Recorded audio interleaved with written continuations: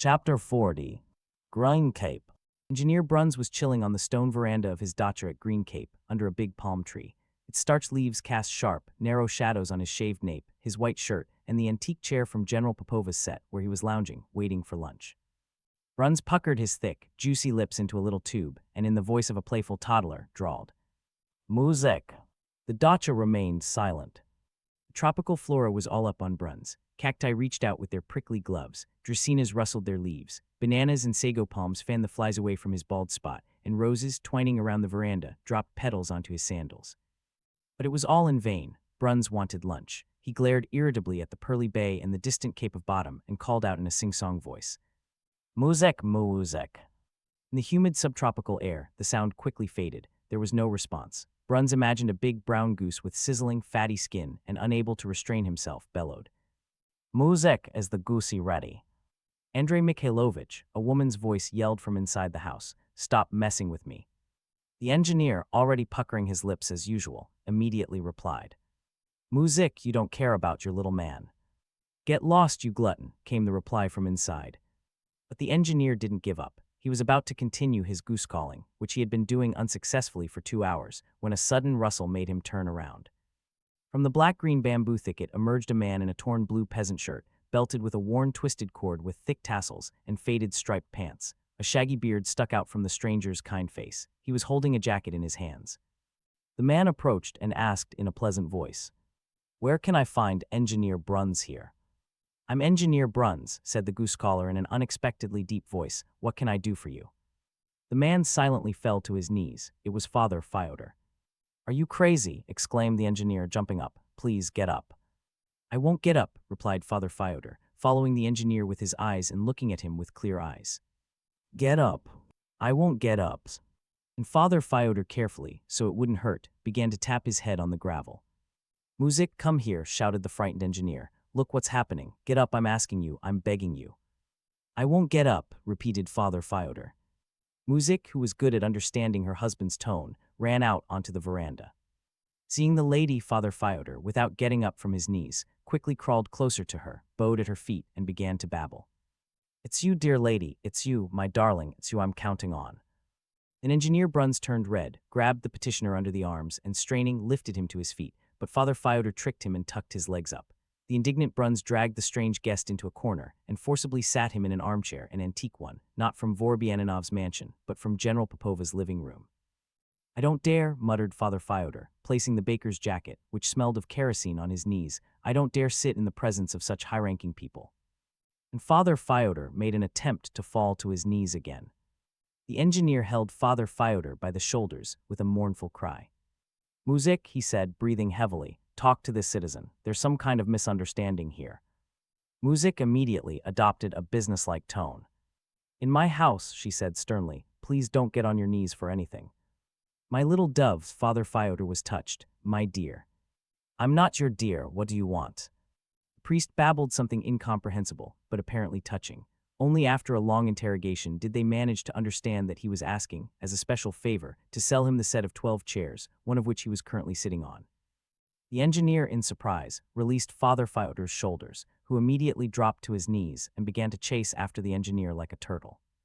"Why," shouted the engineer, dodging Father Fyodor's long arms, "why should I sell my chairs? No matter how much you fall to your knees, I can't understand anything."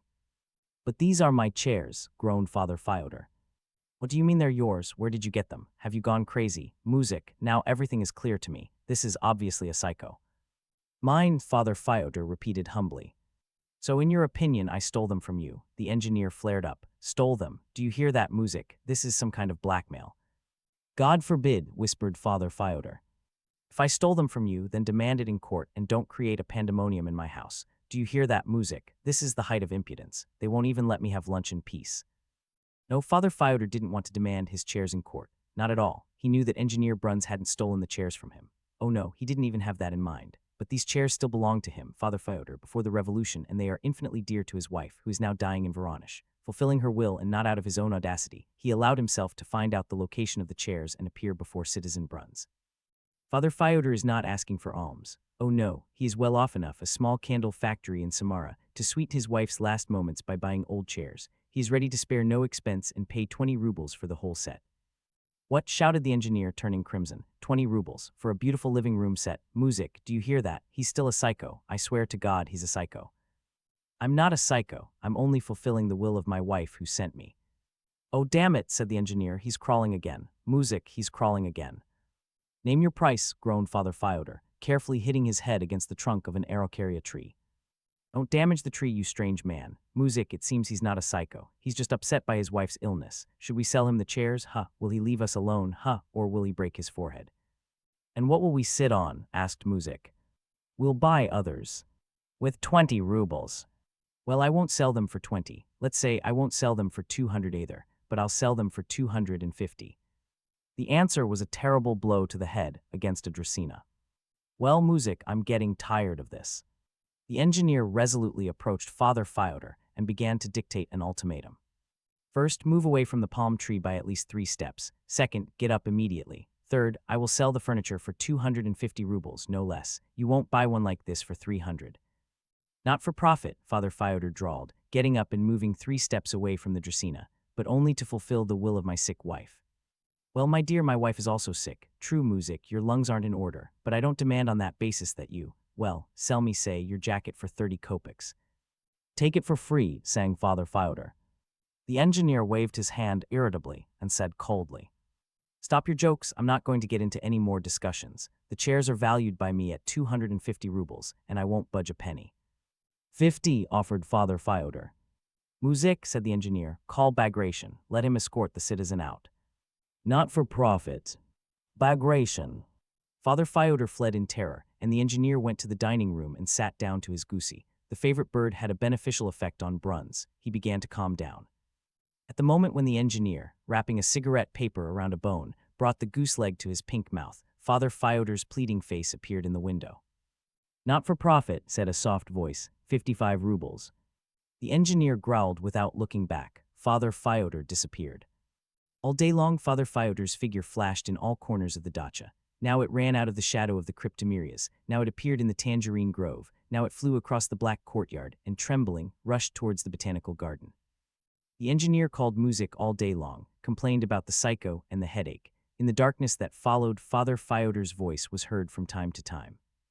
138, he shouted from somewhere in the sky. And a minute later, his voice came from the side of Dumbasov's dacha.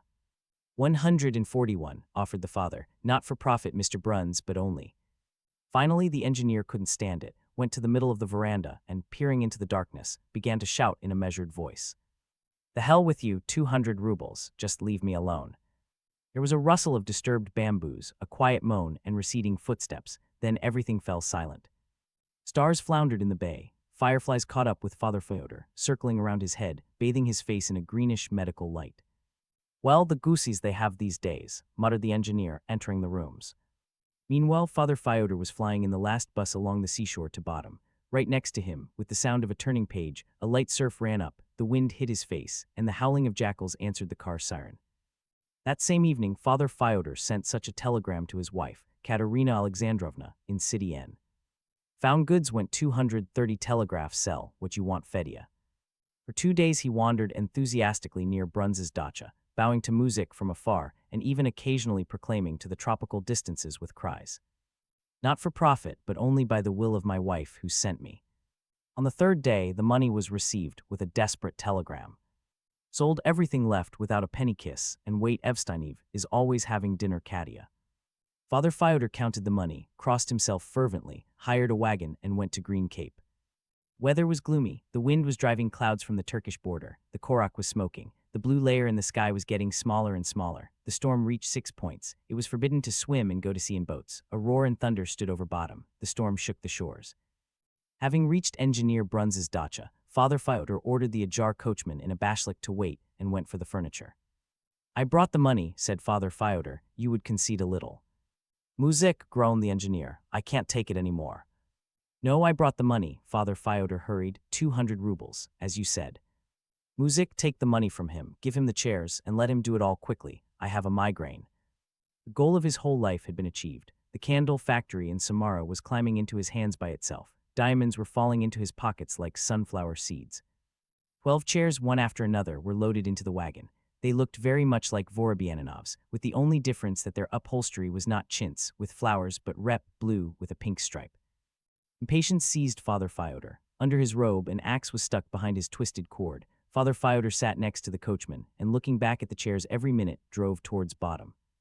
Cheerful horses took Father Fyodor and his treasures down to the highway, past the final restaurant, through whose bamboo tables and gazebos the wind was blowing, past the tunnel that swallowed the last tanks of the oil route, past the photographer, deprived of his usual clientele on this gloomy day, past the signed Bottom Botanical Garden, and dragged, not too quickly, over the very line of the surf. In the place where the road touched the massifs, Father Fyodor was splashed with salty spray.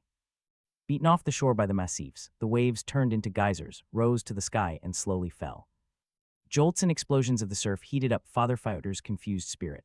The horses, fighting the wind, slowly approached Mackinjory. As far as the eye could see, muddy green waters whistled and swelled. White foam of the surf fluttered all the way to Bottom, like the hem of a petticoat that had slipped out from under the dress of a sloppy lady. "Stop!" Father Fyodor suddenly shouted to the coachman. "Stop, Muslim." He, trembling and stumbling, began to unload the chairs onto the deserted shore. The indifferent Ajar received his 5 rubles, whipped the horses, and drove away. And Father Fyodor, making sure that there was no one around, dragged the chairs from the cliff to a small, still dry piece of beach and took out the axe. For a minute he was in doubt. He didn't know which chair to start with. Then, like a sleepwalker, he approached the 3rd chair and savagely struck the back with the axe. The chair overturned without being damaged. "Aha!" shouted Father Fyodor. "I'll show you." And he rushed at the chair as if it were a living creature. In an instant, the chair was chopped into cabbage. Father Fyodor didn't hear the blows of the axe against the wood, the rep, and the springs. In the mighty roar of the storm, all extraneous sounds were muffled, as if in felt. "Aha, aha, aha," Father Fyodor said, chopping from the shoulder. The chairs were failing one after another. Father Fyodor's rage was increasing.